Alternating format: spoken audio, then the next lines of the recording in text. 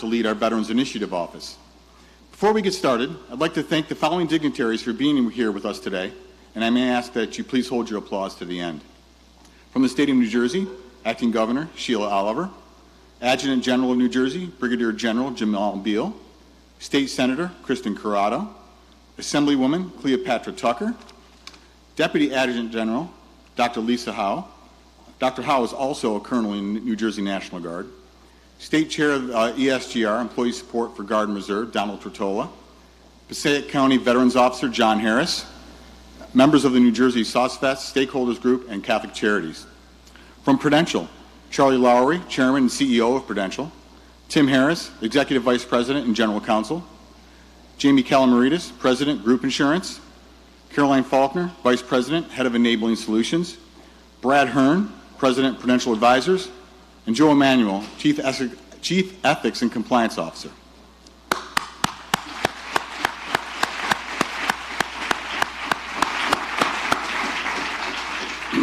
Thank you all for joining us on an important day in women's history.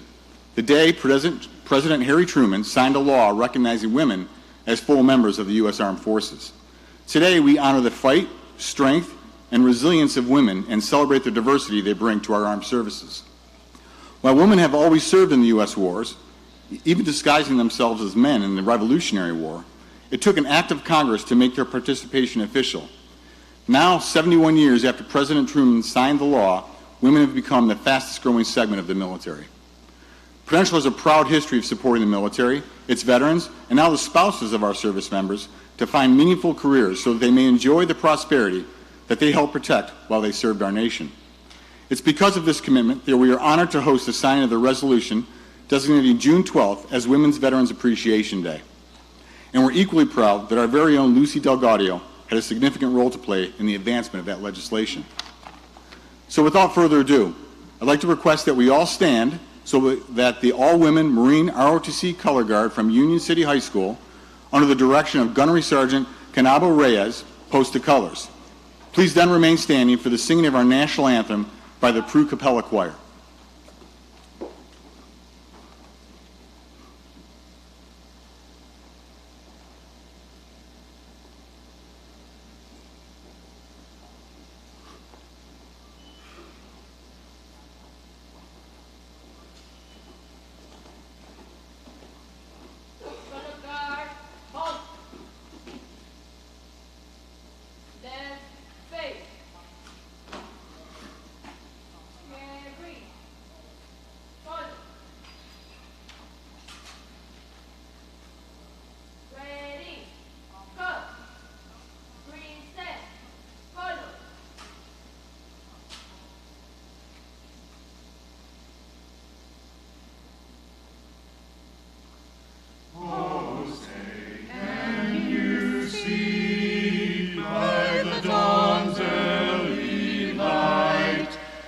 So proudly we hailed at the twilight's last gleaming, whose broad stripes and bright stars through the perilous fight o'er the ramparts we watched were so gallantly streaming, and the rockets' bright blaze bursting in air, gave proof through the night that our flag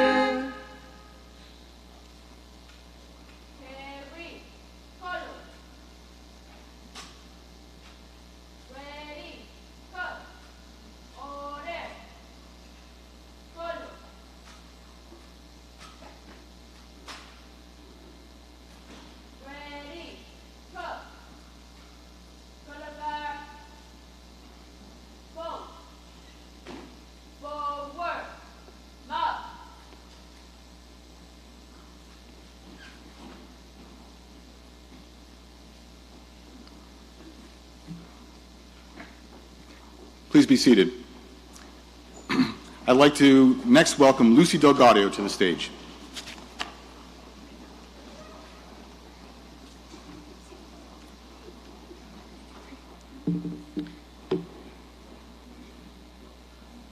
Thank you, Chuck, for that introduction, and thank you all for being here. For decades, women have often been considered invisible veterans. But we are not invisible. We are your mothers and daughters. We are your sisters, your grandmothers, your partners, your caregivers. We are your neighbors. We are your coworkers. We are your friends. And we are grateful to those who put in untold hours of hard work on this resolution. We are no longer forgotten. Today, we are most grateful to the women who served. Women veterans, please stand and be recognized.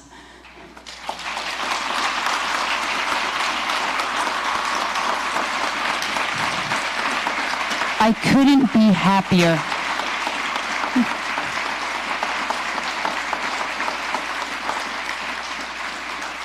I couldn't be prouder to stand with you today. And I'm especially honored to have worked with many in this room. Gina Palut, Yahaira Padilla, Catherine Gutierrez, Vernee Martin, Martha Papson Garces, the SOS stakeholders, David Pearson, AJ Luna, Joanne Northgrave, and Frank Arminia. Many thanks to Senator Kristen Corrado and Assemblywoman Tucker for championing this resolution. And thank you to U.S. Senator Cory Booker and Congresswoman Mikey Sherrill, who have recently introduced the bipartisan resolution designating June 12th as a National Day of Appreciation.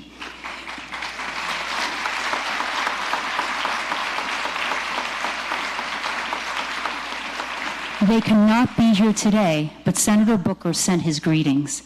Let me share his letter with you now. Dear friends, it is an honor to extend my warmest greetings as your community gathers for the signing of the joint resolution designating June 12th of each year as Women Veterans Appreciation Day in New Jersey.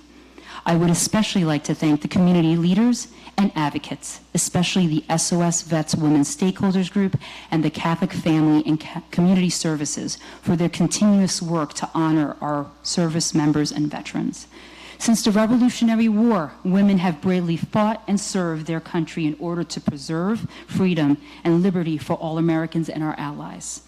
From Deborah Sampson, a Massachusetts woman who disguised herself as a man in order to serve in the Continental Army, to Elizabeth Newcomb, who enlisted the Missouri Volunteer Infantry as a man in order to serve in the Mexican-American War. Our nation's history is interwoven with stories of women who answered the call to serve despite legal barriers. On June 12, 1948, Congress enacted the Women Armed Services Integration Act, which enabled women to serve as permanent regular members of the armed forces. Since then, women have continued to serve with honor and valor across all branches of the military. Today, we constitute approximately 15% of personnel in active duty, 21% of personnel in National Guard and Reserves.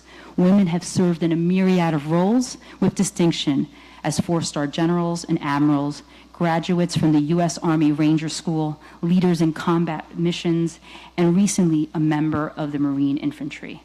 As your United States Senator, I am proud to be the voice in the Senate for almost 26,000 female veterans in the state of New Jersey. This is why I introduced a resolution in the U.S. Senate designating June 12, 2019 as Women Veterans Appreciation Day. Today is a reminder that when our brave servicewomen and men sign up to serve our country, we agree to support them until their return. Without the selfless service of our troops, our sacrifices of their families, we will not be able to enjoy the freedoms that make the United States so extraordinary. While we can never repay the immeasurable debt that we owe to our women who fight for our country, we must always endeavor to honor their sacrifices. Again, congratulations and best wishes for this memorable event. Sincerely, Cory A. Booker, United States Senator. And now, it is my privilege to introduce an incredible woman. Thank you, Acting Governor. for your commitment to New Jersey women veterans, and for joining us in your hometown to sign this important legislation. Ladies and gentlemen, please welcome Acting Governor Sheila Oliver.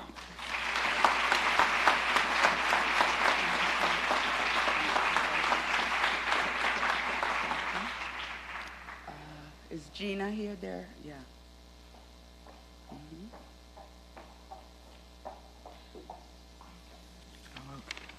Thank you. Thank you. Good morning, everyone. Certainly on behalf of Governor Philip Murphy and myself, serving as acting governor today in his stead, I often tell the governor he better watch it, because one of these days I'm going to use the full powers of the office. Thank you. And I want to thank the leadership of Prudential for working hard and hosting this event today, and to Senator Corrado and to Assemblywoman Tucker, who took the lead and worked with Lucy and others on this legislation. You know, I loved Lucy speaking of women dating back to the Civil War, Revolutionary War, serving in the military. And one of my favorite heroines dating back to then, some of you may not know, but Harriet Tubman. Harriet Tubman worked for the Union Army, and she was a spy. And I think women in the military are well prepared to be spies. So today, I'm going to be signing a resolution that will ensure that we will forever honor women veterans in New Jersey for all that they have sacrificed and contributed to our state and economy. And I think that it's very appropriate that we are doing it a few days after D-Day, because certainly there were many women who stepped up on D-Day as well. I want to take a moment to acknowledge all of the female veterans that are here in the room, and I'm glad that many of you took time out of your schedules to commemorate this day with us. Dr. Howe and Prudential's Lucy Delgadia, we thank you for your service and for all the planning that went into making this event possible today. And I'd like us to just take a moment of silence to acknowledge and honor the life of the West Point cadet who was our neighbor, Chris Morgan of West Orange. Many of you may know that he was involved in an accident up at West Point, but he was well on his way to a stellar career in our U.S. military. So if we could just pause for a moment of silence for Chris Morgan. And I'd also like to thank Senator Booker and Congresswoman Sherrill for spearheading this effort as well. And I don't know about you, but I got goosebumps every time I would see that Mickey Sherrill commercial with her climbing into that helicopter.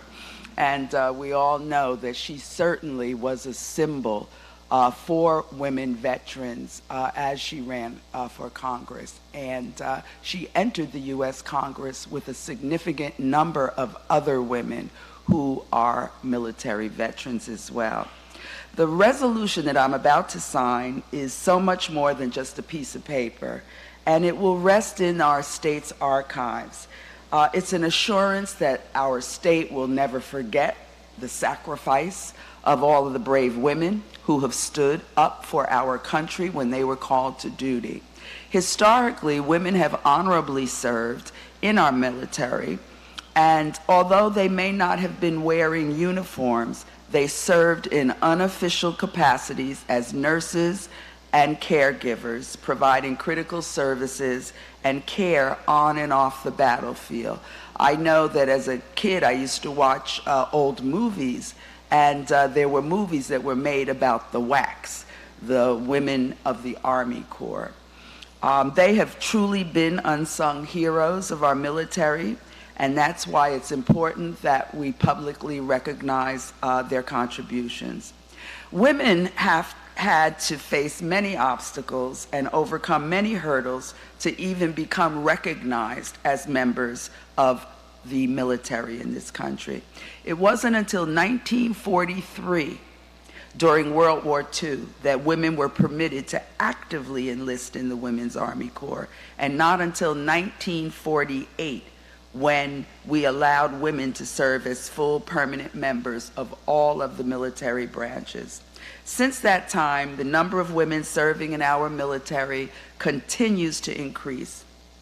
And New Jersey, we are so proud of the 26,000 female veterans that call New Jersey their home.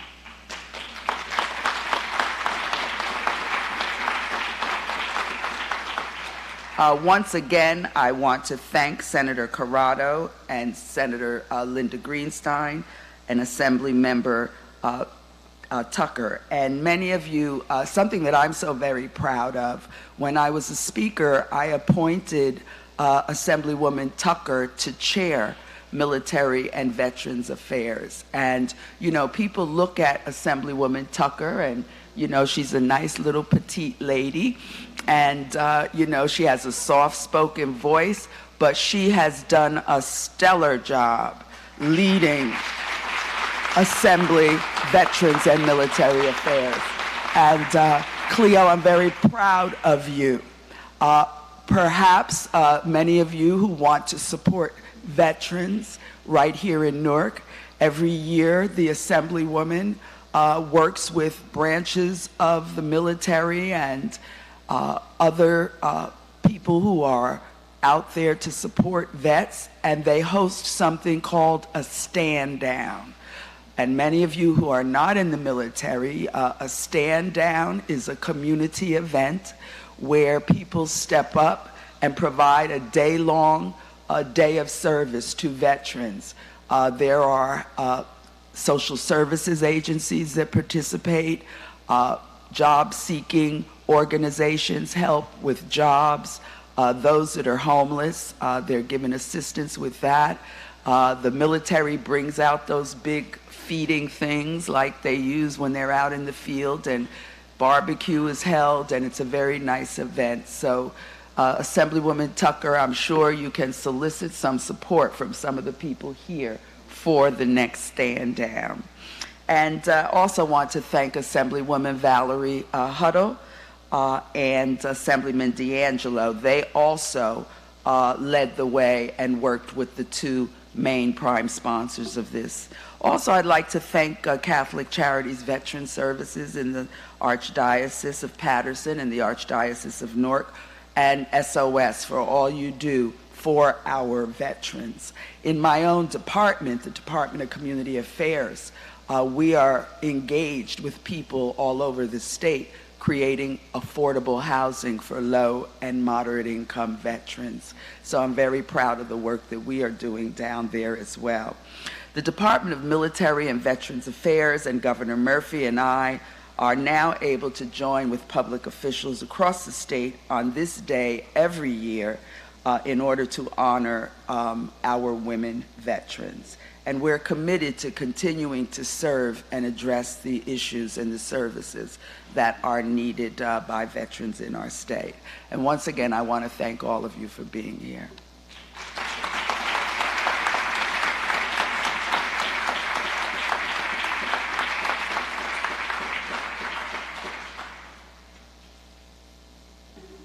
Good morning. It's truly an honor to be here today for this resolution signing. And it wouldn't have been possible if Speaker Oliver, I have to give all due to Speaker Oliver because she made me the chair of the Military and Veterans Committee. I had been on that committee for about a year and a half when the former chair resigned and left the committee. And then Speaker Oliver saw fit to put me in that position. And I started thinking of what can I do as being the chair, what would my main thing, what would I focus on? Then I met Dave Pearson of Catholic Charities. And I was invited to come to Patterson for a meeting. And from that meeting, at a roundtable meeting and discussions with women veterans, I said, yes, that's it. Because nobody was addressing the needs of the women veterans well enough or good enough for me in the state of New Jersey. And from that, we had organized them to come to Trenton. And we started having women veterans come to Trenton to our committee meetings so everybody else could hear the plight of the women veterans here in the state of New Jersey. So I am just so honored that I had the privilege to work on this resolution, making this Appreciation Day. But we don't need one day. We need to appreciate our women veterans every day.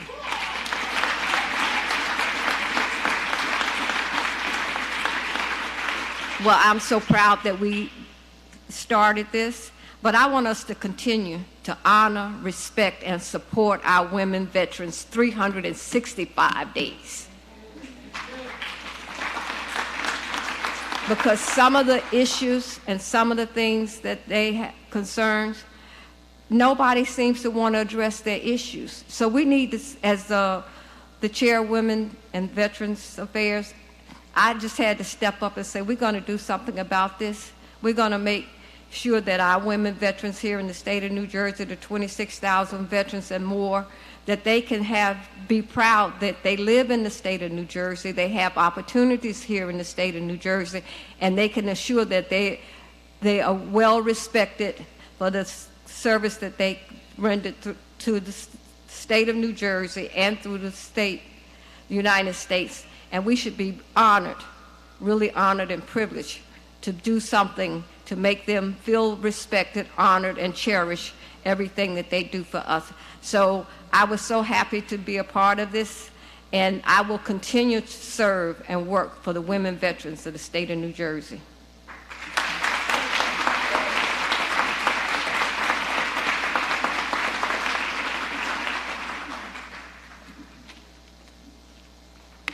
Good morning, everyone, and thank you for having me here on this momentous and wonderful occasion. I am honored to have the opportunity to speak about how important it is to support the brave United States service women.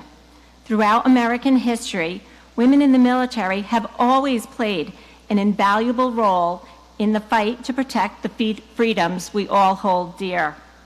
Yet all too often, our service women do not get the recognition they deserve. According to a 2016 Service Women's Action Network survey, nearly 75% of respondents said that the general public did not recognize their service. This is disheartening and, frankly, an insult to those who have served. Women have played a vital part throughout all of the United States military campaigns, going as far back as the Revolutionary War. From pilots to physicians and infantry to intelligence, our nation's survival is dependent on the heroism of these patriotic women. More and more women are making the brave choice to serve our country. In fact, right now, America is home to more than 2 million veterans. That includes the 26,000 female veterans living in the state of New Jersey.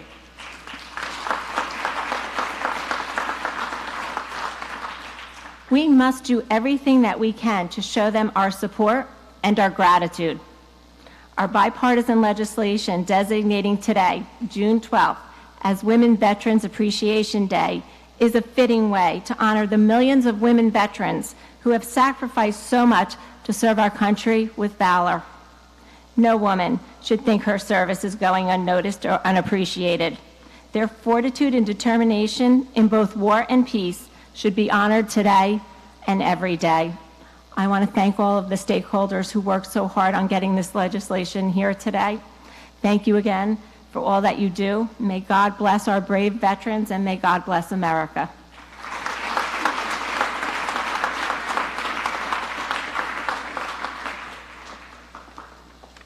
Good morning. Acting Governor Sheila Oliver, Brigadier General Jamal Beal, distinguished guests up in front and in the audience, fellow veterans, ladies and gentlemen.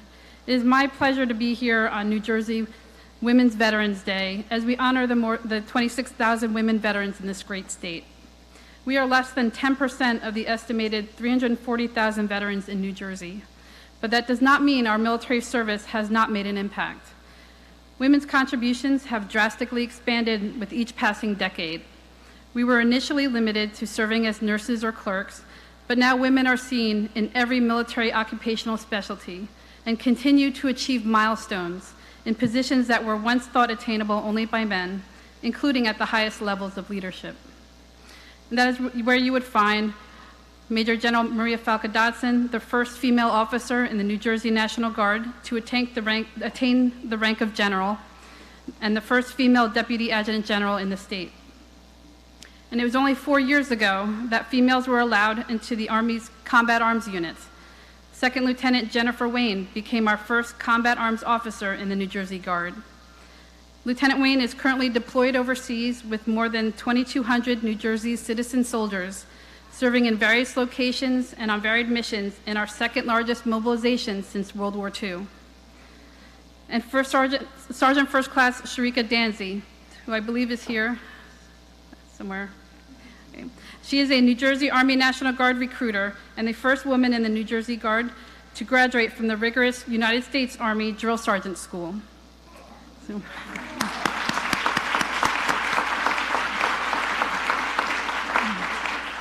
It is my hope that this day, designated as Women's Veterans Day in New Jersey, will shine the light on women's achievements in the military and bring further awareness to the unique needs of women veterans. Thank you to all of the women veterans who are here today, and it is in no small part due to your service that we continue to blaze new trails for those who follow. And at this time, I'm honored to join in the presentation of the New Jersey Governor's We Value Our Veterans Award. It's important that we recognize companies like Prudential, led by Chairman and CEO Charles Lowry, whose relationships with veterans stretch back to the beginnings of the American Legion in the early 1900s. Prudential has been an ardent employer of veterans and current reserve component service members. The leadership skills, the discipline, and the ability to perform under pressure are attributes appreciated by Prudential. They value the military experience and realize veterans make their company better in many ways. We applaud Prudential's efforts to help service members transition their military specialty to a rewarding civilian career. Prudential understands that the transition to the corporate world can be difficult and has established a mentoring and support group called VetNet. Prudential sets an example for corporate America on how to encourage and develop a veteran-friendly workplace. For this, we are grateful and would like, on behalf of the Governor, present the Governor's We Value Our Veterans Award. Thank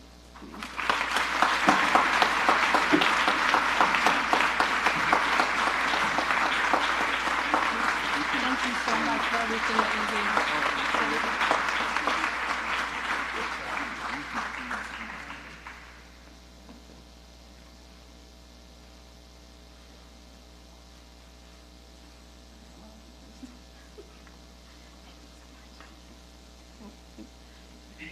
Thank you very much.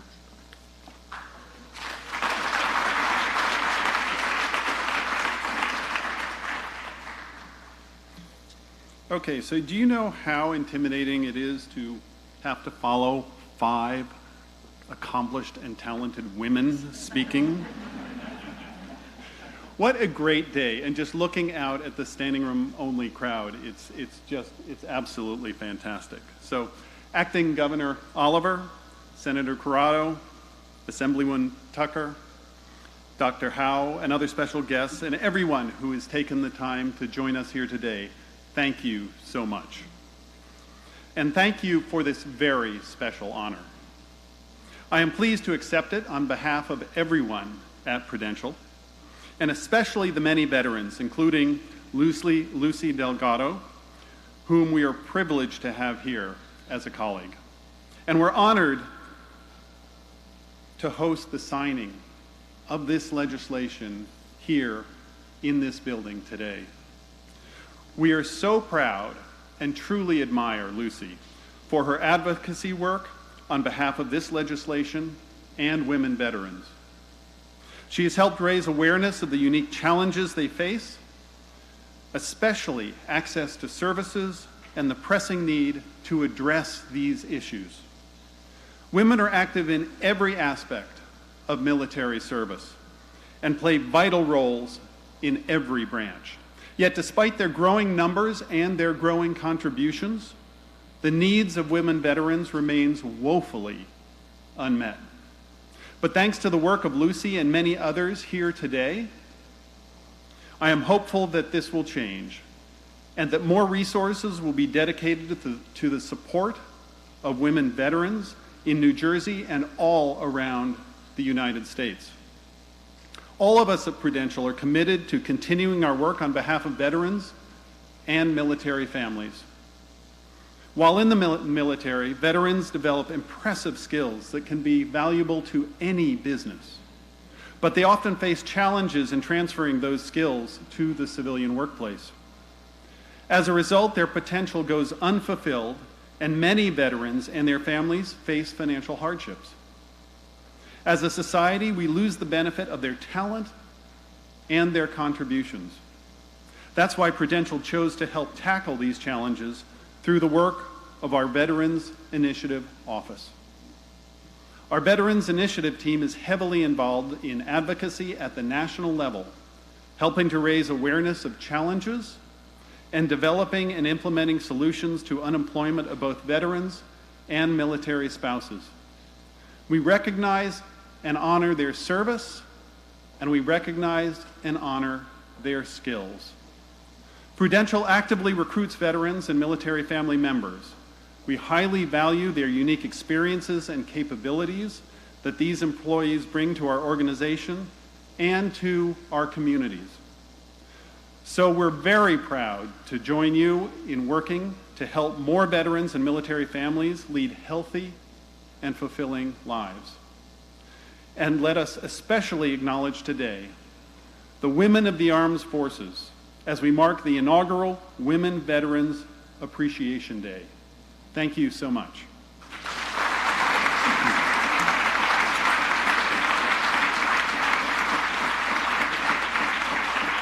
And now I'll turn it back over to the acting governor.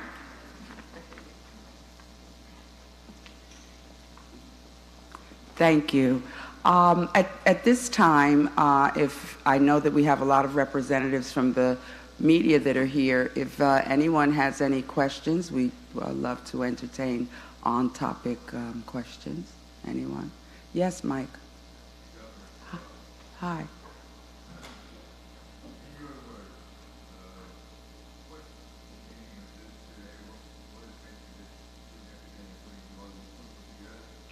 I think what it's going to do, and by us acknowledging this day every year, more focus will be placed on the unique needs that female veterans have. One of the things that people don't often remember, many of the women who serve in our military have children. Many of them who serve in National Guard units often get called overseas, and in the drop of a second, they've got to make all kinds of arrangements around childcare and sustaining their homes. I think that for our state government to acknowledge this day, it's going to put more of our state agencies and departments on notice that there is something each one of our state agencies and departments can do to help support women veterans. So that's what I think this day and this naming of this day will do. Mm-hmm.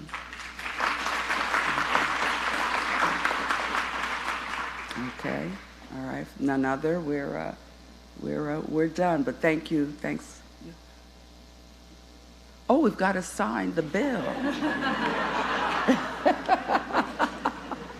let's sign the bill.